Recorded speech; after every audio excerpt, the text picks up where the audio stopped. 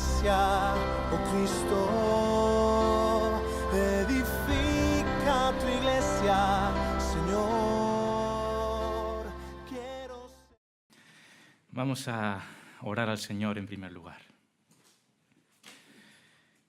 Señor, venimos como siempre humillados delante de ti, con muy pocos recursos, con mucha debilidad, pero también venimos esperanzados porque tú nos ayudas y queremos rogarte que tú tomes nuestra mente, nuestros corazones, los guíes una vez más al Evangelio para observar la maravilla de tu Evangelio y que ello tenga una repercusión en nosotros como líderes y también una repercusión en cómo pastoreamos nuestras iglesias y que los miembros de nuestras iglesias sean también motivados a través de la motivación que nosotros recibimos de tu palabra. Ayúdanos en este momento, en el nombre de Jesús. Amén. La comunidad persuasiva. ¿Cómo pueden nuestras iglesias locales ser persuasivas? ¿Cómo puede ser tu iglesia local atractiva para la gente? ¿Pueden nuestras congregaciones ser atractivas todavía para este mundo moderno en el que vivimos? ¿Alguno pensaría, ¿le queda acaso alguna esperanza a la iglesia evangélica para ser relevante, convincente y atrayente en una sociedad posmoderna?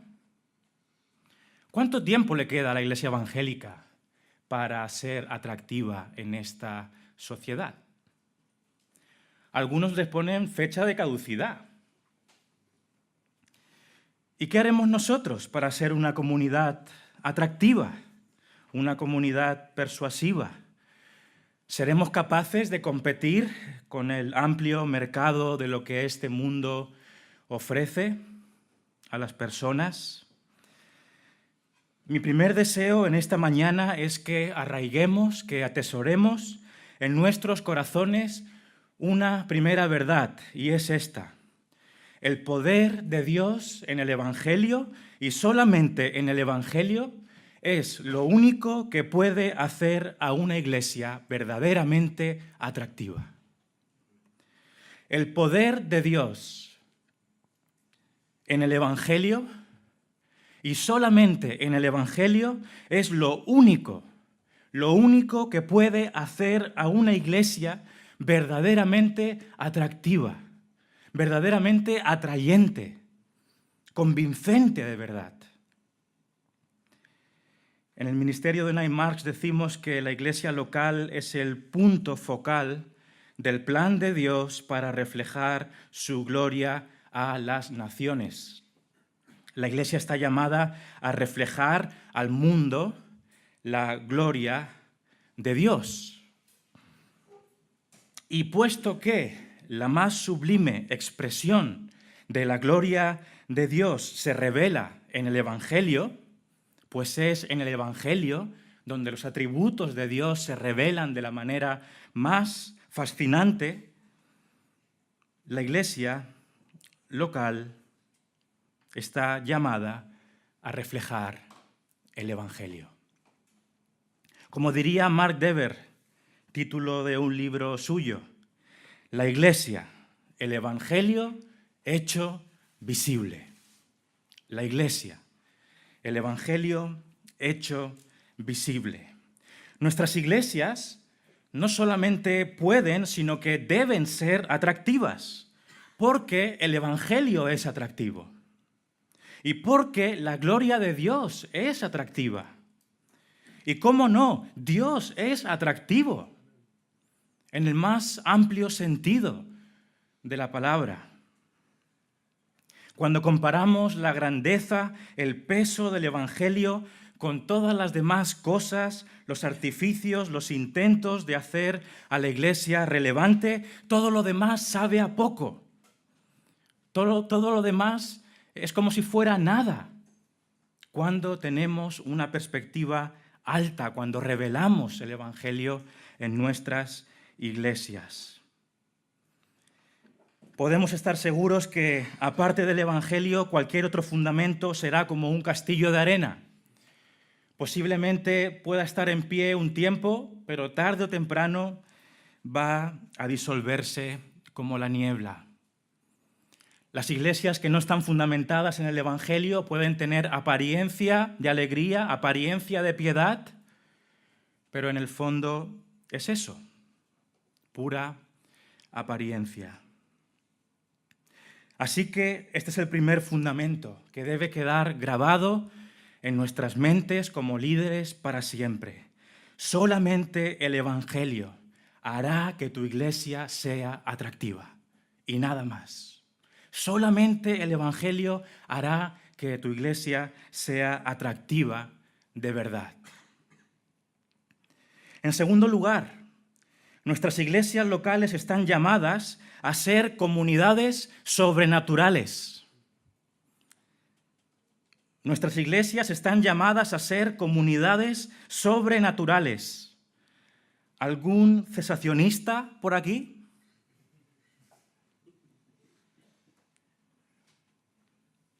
Podéis levantar la mano, no pasa nada. La iglesia es una comunidad atractiva porque es una comunidad sobrenatural.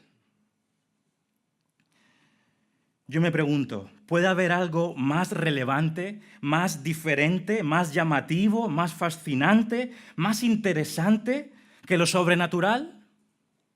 Eso sí que llama la atención, ¿verdad? A la gente le llama la atención lo sobrenatural. ¿Cómo no? Está fuera de lo normal. Es algo diferente, es algo llamativo, es algo que atrae. Queremos ver iglesias locales caracterizadas por relaciones sobrenaturales. ¿Qué queremos decir con esto? Queremos ver iglesias locales caracterizadas por relaciones sobrenaturales. ¿Qué queremos decir? Pues que a causa del Evangelio, gracias al Evangelio, la iglesia local debe mostrar realidades que van en contra de las leyes naturales de este mundo. Podríamos decirlo de esta manera. El Evangelio es algo único y el Evangelio hace y debe hacer, debe producir en nuestras iglesias realidades en las relaciones de las personas que van en contra de las leyes naturales de este mundo. Son relaciones sobrenaturales, son relaciones raras, cosas que no se ven, cosas que no son de este mundo. Y ahí está el atractivo de la iglesia. En el Evangelio Dios nos ha amado con un amor que no es de este mundo. Y por lo tanto nosotros debemos amar a nuestros hermanos con un amor que no es de este mundo. Los pastores, los líderes de la iglesia, tenemos una tarea, y es que debemos ayudar a nuestros miembros a cultivar relaciones que serían impensables, imposibles, aparte de lo sobrenatural. ¿Entendéis lo que estamos diciendo? Nuestra tarea como pastores es ayudar a nuestros miembros a que desarrollen, cultiven relaciones personales que serían imposibles de ver aparte de lo sobrenatural del Evangelio. Y de este modo es como la iglesia se convierte en una comunidad que revela lo sobrenatural y que revela el poder del Evangelio a través de las relaciones. Esto es lo que llamamos una comunidad que revela el Evangelio. No es una comunidad esencialmente basada en el Evangelio y algo más, no es algo fundamentado en el Evangelio y algo más. Es una comunidad que sin el Evangelio dejaría de existir. Es una comunidad que sin el Evangelio no existiría, se disolvería inmediatamente, no quedaría nada de ella. Y el drama de nuestra generación, el drama de las iglesias evangélicas de hoy, es que se atreven a seguir existiendo sin el Evangelio. ¿De qué estamos hablando? ¿Iglesias evangélicas que existen sin el Evangelio? Han perdido todo su atractivo. Son un drama. Han perdido todo su atractivo. Y hacen lo indecible para recuperar lo que jamás van a recuperar, a menos que vuelvan a la fuente del Evangelio, a las verdades de Cristo crucificado. En tercer lugar, me gustaría que profundizáramos un poco más en esta pregunta. ¿Qué es lo que hace a una comunidad, a una iglesia local, sobrenatural? ¿Qué es lo que hace a una comunidad, a una iglesia local, sobrenatural? ¿Qué es lo que puede hacer que tu iglesia demuestre al mundo algo distinto, algo fuera de lo común, algo que atrae de una manera verdadera y de una manera duradera? Leamos en Lucas, capítulo 7, del 36 al 50. Dice en Lucas 7, del 36 al 50.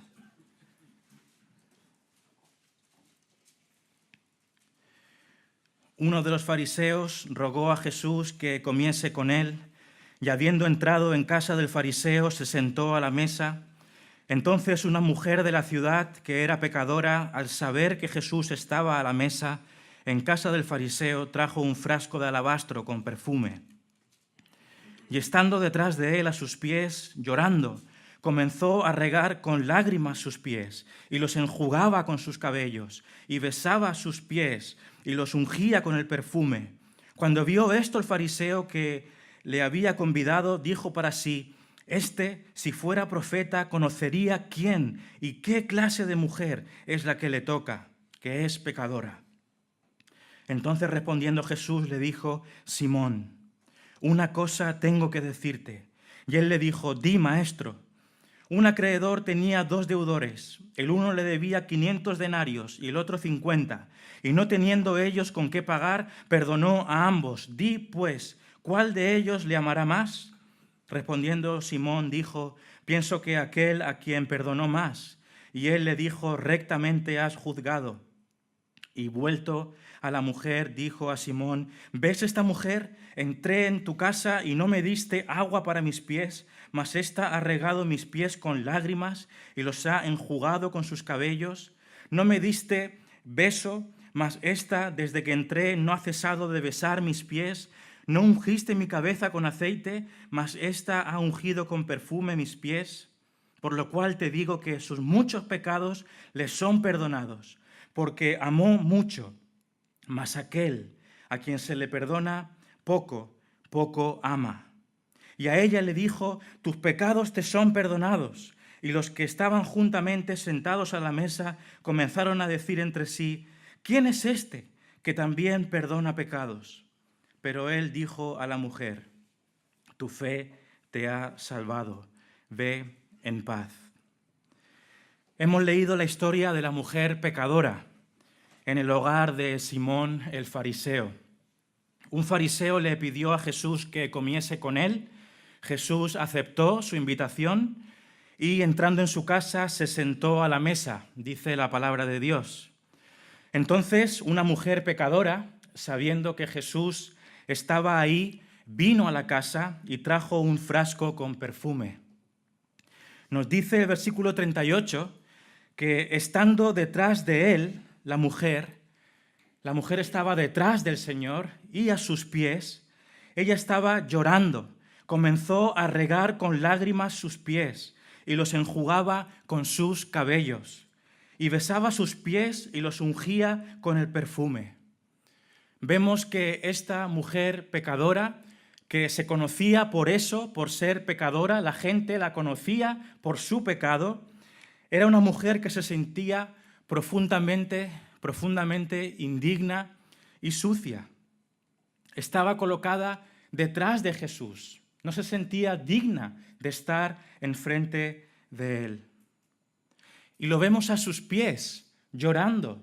Ella siente el peso de su pecado sobre ella, siente sus faltas sobre ella, y ella está llorando, está con un corazón quebrantado, está sintiendo lo que ella es realmente, está arrepentida, se siente mal, se siente desconsolada, pero al mismo tiempo, de una manera preciosa, ella está sintiendo el perdón de Jesús.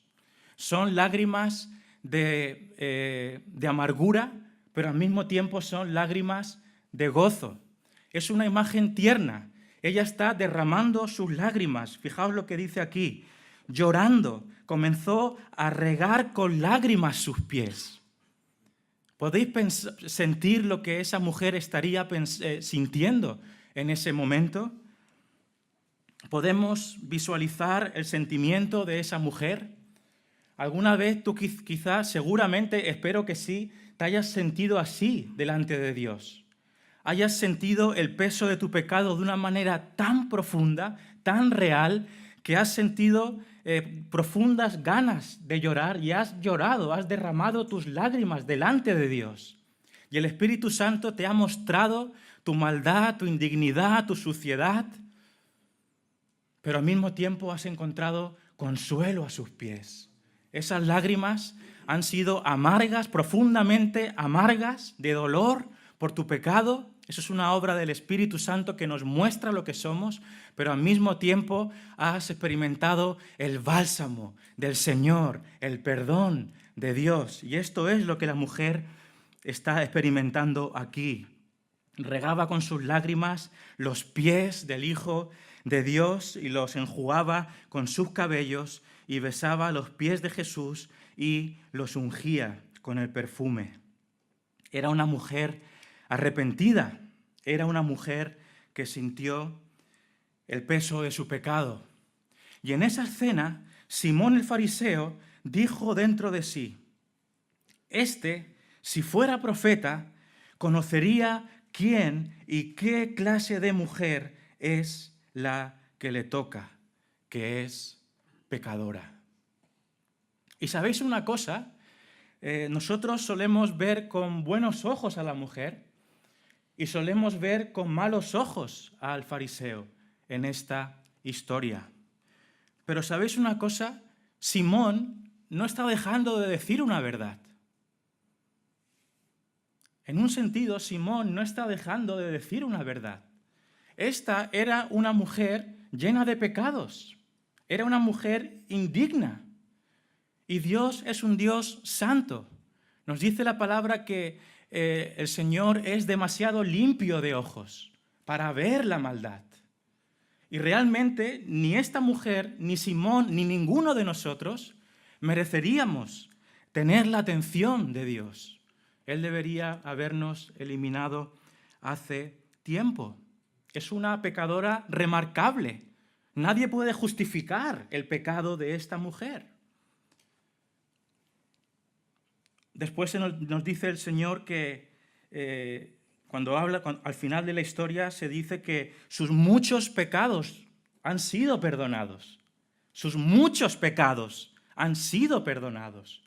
Es una mujer que ha estado viviendo en profundo pecado, practicando cosas que a Dios no le gusta. Y por tanto merece la indignación, merece el rechazo de Dios.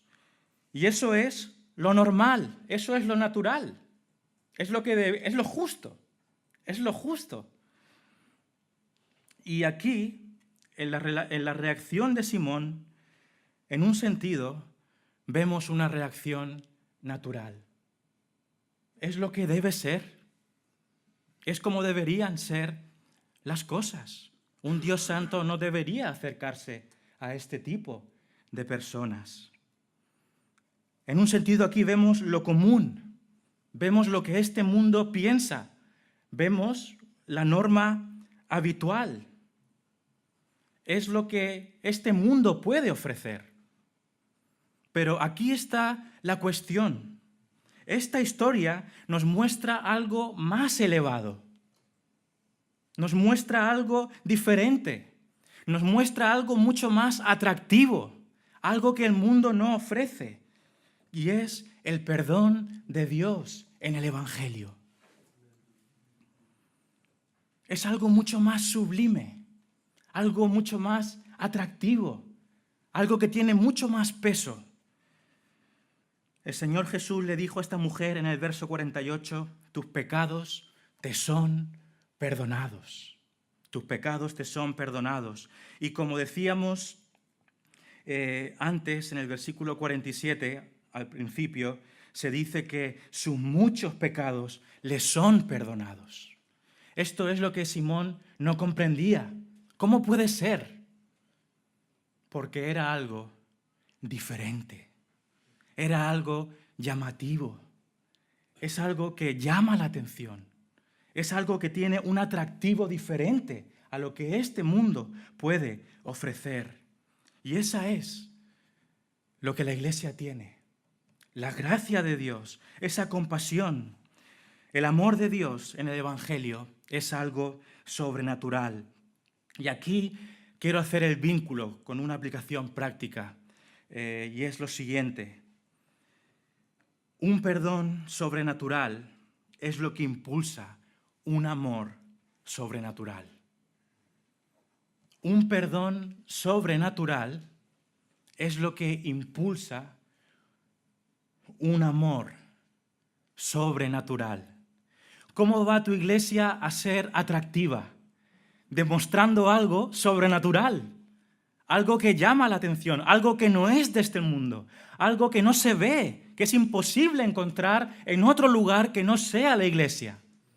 ¿Y cómo podemos hacer eso?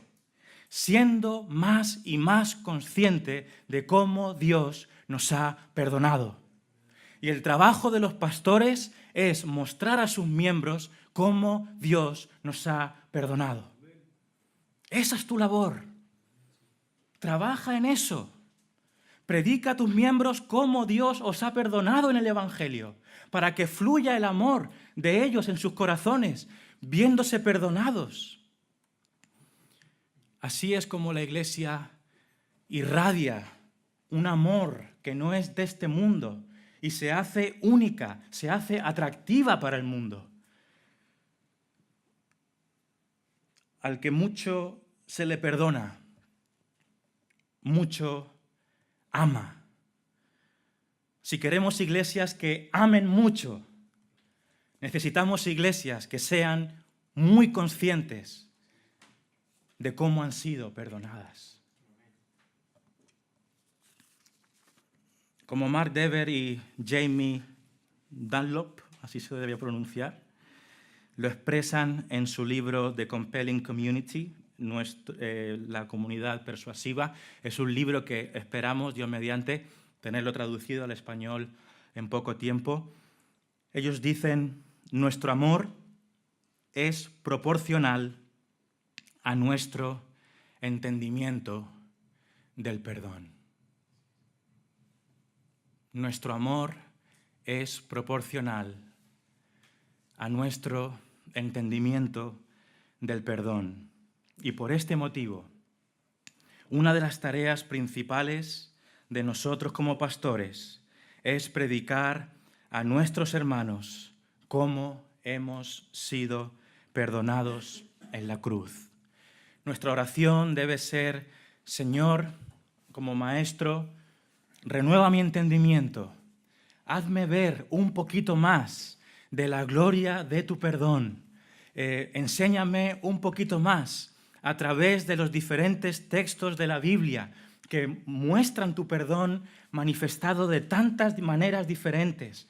Enséñame la grandeza de eso, para que yo pueda comunicar eso a mis hermanos, para que ellos sientan y vean la grandeza de cómo hemos sido perdonados, para que así podamos ser una comunidad que irradie más y más amor. Un perdón que no es de este mundo va a generar un amor que no es de este mundo, y eso va a hacer que la comunidad sea atractiva.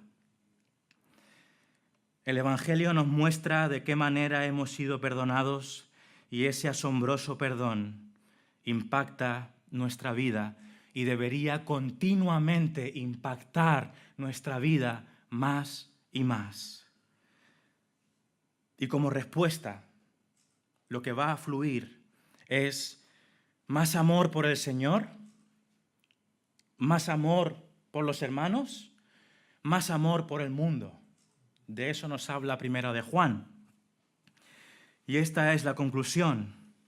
El amor sobrenatural de Dios en el Evangelio produce en los miembros de la Iglesia un amor sobrenatural hacia Dios mismo y hacia nuestros hermanos. Y de esta manera el Evangelio, y solamente el Evangelio, hace que una iglesia sea sobrenatural y por tanto persuasiva. ¿Pueden nuestras congregaciones ser atractivas todavía para este mundo moderno en el que vivimos? Y tanto. Y tanto que sí. Yo diría más, ni aún hemos empezado a demostrar, a reflejar el atractivo, lo persuasivo que puede ser la comunidad del Evangelio. Es más, ¿puede haber algo más atractivo que esto? No puede haber. Todo va a saber a poco. ¿Qué haremos para ser una comunidad atractiva? Pues predicaremos el Evangelio. Amén.